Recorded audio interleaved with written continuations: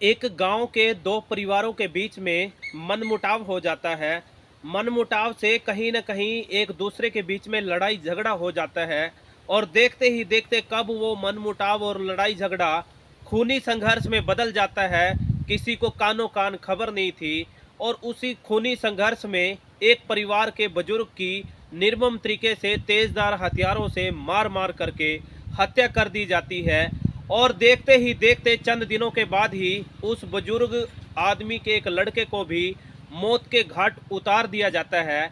और उस बुजुर्ग आदमी का जो लड़का था, उसकी जो बहू थी, कहीं ना कहीं वो डरी हुई थी, सहमी हुई थी कि कहीं इस रंजिश में उसके बच्चों को भी मौत के घाट ना उतार दिया जाए। इसलिए उसके मन में, दिमाग में एक बात बार बार घूम रही थी कि उसको ये गांव गली मोहल्ला छोड़ करके दूर कहीं चले जाना चाहिए। और शायद इसीलिए वो कुछ दिनों बाद उस गांव की गलियों को छोड़ करके दूर यानी कि आगरा के एक इलाके में, कॉलोनी में रहने लगती है। और वहाँ पर मेहनत करके, नौकरी करके तमाम वो सुख सुविधाएं अपने बच्चों को देने लगती है, जिस सुख सुविधाओं की एक बच्चा अपने माँ बाप से उम्मीद करता है, उपेक्षा करता है।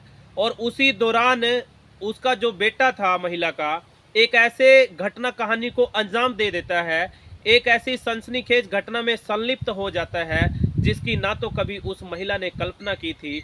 और जिसने भी ये घटना कहानी को सुना या पता लगा, वो भी सोचने समझने पर मजबूर हो गया कि आखिर क्या कोई ऐसा भी कर सकता है। नमस्कार, आदाब, सत श्री अकाल, राम राम साथियों। मैं हूं आपका अपना सुशील कश्यप, हरियाणा से।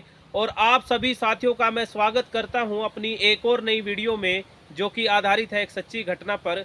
और साथियों, आज की जो हमारी ये घटना कहानी है वो संबंधित है उत्तर प्रदेश से। और उत्तर प्रदेश में एक जिला पड़ता है आगरा।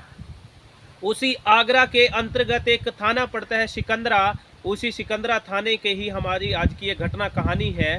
और घटना की शुरुआत कुछ यूं होती है कि एक बूट यानी कि जूतों का कारोबारी है, जिसका नाम है उदित।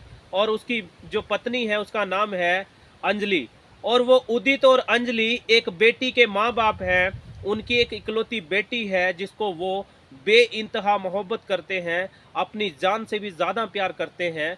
और अपनी बेटी को वो उदित और अंजलि हर वो सुख सुविधाएं उपलब्ध कराते हैं, सुख सुविधाएं देने की, उपलब्ध कराने की कोशिश करते हैं, जिस सुविधाओं को एक बच्चा अपने माँ बाप से उम्मीद करता है, उपेक्षा करता है।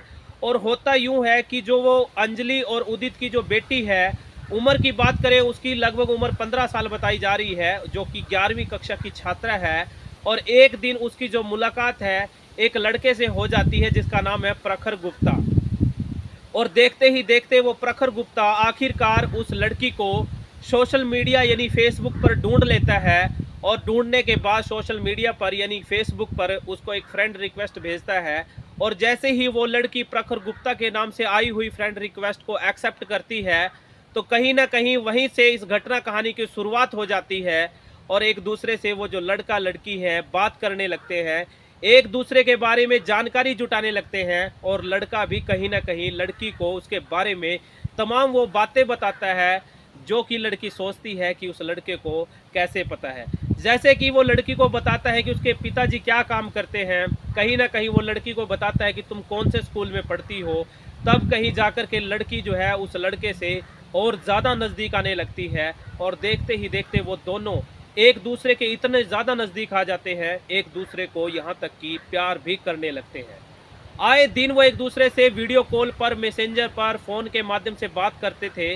और उसका ये बात करना लड़की के जो माँ बाप थे, कहीं ना कहीं उनको नागवारा गुजरता है।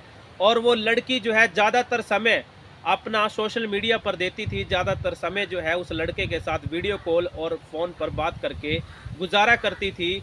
क्योंकि जो उदित और अंजलि हैं, जो कि उस लड़की के माँ बाप बताए जा रहे हैं, वो अपने कारोबार में इतने ज़्यादा व्यस्त थे, इतने ज़्यादा बिजी थे कि अपनी लड़की के लिए भी वो शायद समय भी नहीं निकाल पाते थे। और यही वजह थी कि लड़की जो है ज़्यादातर समय सोशल मीडिया पर गुजारा करती थी या फिर उस लड़के के साथ वीडियो चैट पर बात किया करती थी।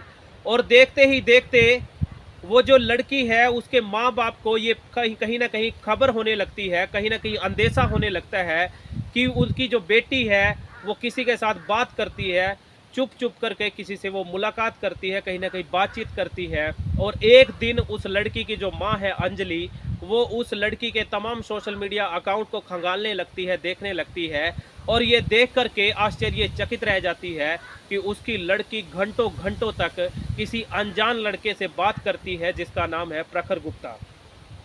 और आखिरकार जो लड़की की माँ है यानी अंजलि, वो लड़की को हिदायत देती है, चेतावनी देती है, कहीं ना कहीं उसको डांटती भी है, फटकारती भी है कि बेटा तुम आज के बाद ना तो इस लड़के से बात करोगी और ना ही घर से कहीं बिन बताए बाहर निकलोगी। और इस बात को सुन करके, देख करके, वो जो लड़का लड़की है कहीं ना कहीं आप एक नई प्लानिंग करने लगते हैं, नई जो है रणनीति तैयार करने लगते हैं। कहीं ना कहीं उस लड़की को और लड़के को लगने लगता है कि उनकी जो माँ है यानी अंजलि नाम की महिला, उनके प्यार के बीच में रोड़ा बन बैठी है। उनके प्यार में, प्रेम के बीच में कहीं ना कहीं वो दरार बन करके बैठ बैठ गई है। उसको कहीं ना कहीं उनका जो प्यार है, मोहब्बत है, बातचीत करना है, नागवारा गुजरता है। कहीं ना कहीं वो लड़का, खास तौर पर वो लड़का, उस महिला को यानी उस लड़की की माँ को अपने रास्ते से हटा देने का ही प्लान करने लगता है, एक रणनीति पर काम करता है। और अपने प्लान के मुताबिक वो प्रखर नाम का लड़का अपने जो मूल मूल मूल जिला था उसका, वो था कासगंज, वहाँ से एक लड़के को बुलाता है जो कि उसका खास दोस्त होता है। और एक पूरी रणनीति के तहत एक योजना पर काम करता है जिसके मुताबिक वो उस लड़की के तमाम सोशल मीडिया अकाउंट्स को हैक कर लेता है, उसको अपने फ़ोन में एक्सेस कर लेता है। और कहीं ना कहीं उस लड़की की आईडी से अपनी माँ को मैसेज, उस लड़की की माँ को मैसेज करता है कि मम्मी, यदि तुम मुझे जीते जी देखना चाहती हो, मुझसे अंतिम बार मुलाकात करना चाहती हो, तो मुझसे फलानी जगह आकर के मिल सकती हो। और कहीं ना कहीं जैसे ही ये खबर उस माँ बाप को पता चलती है कि उनकी लड़की घर से फरार हो चुकी है, कहीं ना कहीं वो घर से लापता है, वो पहले तो जाकर के सिकंदरा थाने में जाकर के रपट दर्ज कराते हैं, एफआईआर दर्ज कराते हैं कि साहब हमारी लड़की गुम हो चुकी है, लापता हो चुकी है। और वो जो महिला थी कहीं ना कहीं दौड़ करके, भाग करके, आनन फानन में उस जगह पर पहुंचती है जिस जगह का जिक्र उस सोशल मीडिया चैनल पर कहें या फिर उस फेसबुक की आईडी पर कहें, उस पर मैसेज के तौर पर किया गया था, बताया गया था। और जैसे ही वो अंजलि नाम की महिला बताए गए पते पर पहुंचती है, तो मौका पाकर के प्रखर नाम का वो लड़का और उसका सहयोगी, जो कि उसने अपने मूल जिले यानी कासगंज से बुलाया था, उनको तेजदार हथियार से मार मार करके उस अंजलि को मौत के घाट उतार देते हैं। और उसको तब तक मारा जाता है जब तक कि वो अपने सांस ना छोड़ दे। आखिरकार वो अपने मंसूबों में, इरादों में कामयाब हो ही गए थे।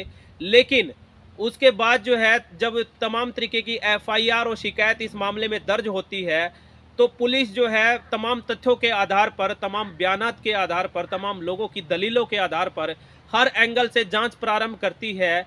पुलिस इस एंगल से भी जांच करती है कि कहीं ना कहीं ये फिरौती का मामला है। पुलिस इस एंगल से भी जांच करती है कि कहीं उस महिला का किसी के साथ अफेयर तो नहीं था। लेकिन उसी दौरान जांच टीम को ये पता चलता है कि उनकी जो बेटी है, जिसकी उम्र 15 साल है, वो किसी एक अनजान लड़के के साथ अफेयर में है, कहीं ना कहीं संपर्क में है, उसके साथ उसने कई बार शारीरिक संबंध भी बनाए हैं। तब कहीं जाकर के पुलिस को यह अंदेशा होता है, उनकी जो शक की सुई थी उस लड़की पर आकर के टिक जाती है, जो कि मरने वाली महिला की इकलौती बेटी है। और कहीं ना कहीं पुलिस जब पहले प्यार से और फिर सख्ती से पूछताछ इन तमाम लोगों से करती है, तो बहुत बड़ा खुलासा इस मामले में होता है। और कहीं ना कहीं जो पुलिस है तत्परता से कार्रवाई करते हुए उस प्रखर नाम के व्यक्ति को, लड़के को भी गिरफ्तार कर लेती है। और जब पहले प्यार से और फिर सख्ती से तमाम खट्टे मीठे सवालात उस प्रखर गुप्ता नाम के लड़के से किए जाते हैं, तो वो चंद सवालों में ही ढेर हो जाता है। सवालों को कहीं ना कहीं घुमाने लगता है, तमाम तरीके की मनगढ़ंत कहानियाँ वो पुलिस को यानी जांच टीम को करता है। लेकिन पुलिस भी कहाँ मानने वाली थी, उसको सख्ती से पूछताछ की जाती है। और जब सख्ती से पूछताछ की जाती है, तो जो प्रखर गुप्ता नाम का लड़का है, जिसने तमाम इस घटना कहानी को, इसको अंजाम दिया था, सनसनीखेज घटना को अपने अंजाम तक पहुंचाया था, वो पूरे जो है घटनाक्रम की आप बीती सुनाता है कि मैंने ही इस लड़की की मां को मौत के घाट उतारने की योजना बनाई थी, प्लानिंग किया था, क्योंकि वो हमारे प्यार के बीच में रोड़ा बन बैठी थी। और जैसे ही इस घटना कहानी का देश दुनिया में बैठे हुए लोगों को पता चलता है, तो हर वो व्यक्ति सोचने समझने पर मजबूर हो जाता है, जिसकी कहीं न कहीं बेटी है, जिसका कहीं न कहीं घर परिवार है, जो ज़िम्मेदार है, कबीलदार है। और इस घटना कहानी ने कहीं न कहीं एक बहुत बड़ा संदेश हमारे समाज में दिया है कि किसी भी व्यक्ति पर, ख़ास तौर पर अनजान व्यक्ति पर बिल्कुल भी विश्वास ना करें। पहली दफ़ा किसी से मिलते हैं तो उस पर यकीन ना करें, और अपने जो बच्चे हैं उनका एक-एक मिनट का, पल-पल का ध्यान रखें कि वो क्या करते हैं, क्या नहीं करते हैं। और कहीं न कहीं मैं ये कहूँगा कि सतर्कता ही बचाव है। हमें हर वक़्त अलर्ट रहना है, सावधान रहना है, तब कहीं जाकर के हम अपनी ज़िंदगी को खुशहाल बना सकते हैं, ज़िंदगी को सही गुज़ार सकते हैं। तो साथियों, नमस्कार, आदाब, सत श्री अकाल, राम राम। ये थी हमारी आज की सनसनीखेज घटना और कहानी। और साथियों, इस घटना और कहानी को सुना कर के हमारा मकसद कोई आप लोगों को परेशान करना नहीं है, हमारा मकसद कोई आपका दिल दुखाने का नहीं है। हमारा मकसद सिर्फ़ और सिर्फ़ आप लोगों को जागरूक करना है, प्रेरित करना है, ताकि आपकी ज़िंदगी में कोई भी इस तरीके की अनहोनी घटना, कहानी घटे, उससे पहले ही आप अपने आप को आगाह कर सकें, अपने आप को रोक सकें, बचा सकें। तो धन्यवाद, आभार, बहुत-बहुत शुक्रिया।